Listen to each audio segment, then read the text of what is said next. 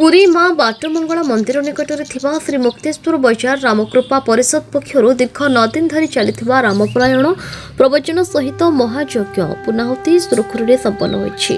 रामकथा सेवक श्री बच्छ कुमार दासଙ୍କ अध्यक्षतार सभापति मुली महापात्र, संपादक सुरेश परिडा, कोषाध्यक्ष विजय कुमार सामंत सह कोषाध्यक्ष श्रीधर प्रधान सहित अनुष्ठान समस्त सदस्यों सहयोग में परिचालन करथिबा बेले ए कार्यक्रम को संयोजन करथिले संयोजक सुरत प्रधान।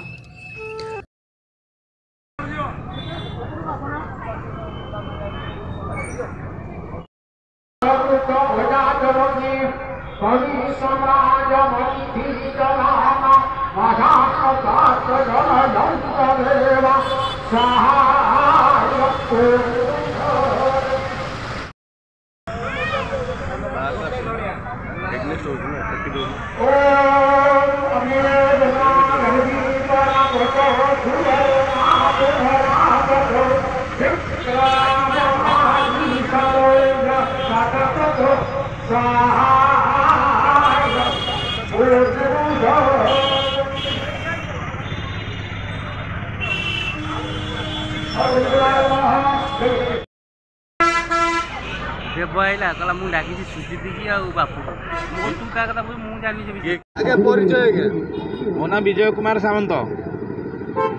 ये रामपरायण चलती के दिन चलती कोन कोन कार्यक्रम ये 9 दिन धरी रामपरायण चले आउ ये 28 वर्ष ए वर्ष को मिसे 28 वर्ष होला आउ कर्मकर्ता माने अछंती प्राय 40 जन कर्मकर्ता हमर अछंती ए संस्था एमती चली छी। प्रतिदिन कार्यक्रम कोन कोन करा जाय आज्ञा प्रतिदिन कार्यक्रम कोन प्रतिदिन कार्यक्रम होची सकाळू पारायणी से माने गान करते तुलसी दास ये प्रवचन दियंती तापरे संध्या बेले हनुमान चालीसा बाकी प्रवचक आसंती से माने एक प्रवचन दियंती। आज पूर्णाहुति रे कोन कोन कार्यक्रम रही पूर्णाहुति रे आज प्रवचक अछंती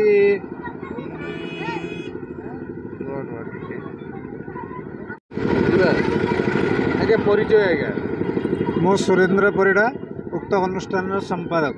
आज्ञा ये बाटमंगला आप परिषद पक्ष जो 9 दिन धरी रामचरित मानस चलती विस्तृत विवरणी रख ये अनुष्ठान दीर्घ 28 वर्ष धरी चालू अच्छी। बहुघात प्रतिघात भितर आम स्थानीय लोक मैंने एकत्रित हो विभिन्न गाँव यही आखपाख गाँव समस्त को नहीं यह चालू अच्छी। या भितर अनेक पृष्ठपोषक आमको ये अनुष्ठान को सहयोग कर चलती रामलीला। आज कौन कौन कार्यक्रम रही आज कार्यक्रम कौन रही आज कार्यक्रम होची जे आज होची पूर्णाहुति अंतिम दिवस अंतिम पर्याय तेणु पूर्णाहुति पर आमर विश्राम कर काली होची महोत्सव।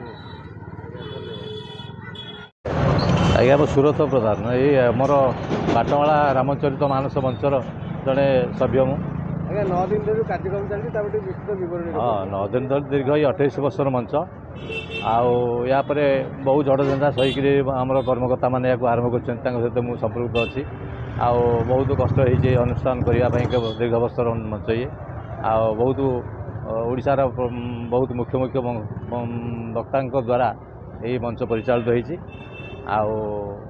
बर्तमान धर्म अनुष्ठान कार्य 9 दिन धरिक आम चलुचु। आज शेष दिन महानाम था पूर्णाहुति था पूर्णाहुति बहुत लोक गृहदान अर्थदान कर कार्य दीर्घ दिन धरी बंचाई रखापी आम आप्राण उद्यम कर चलुँ।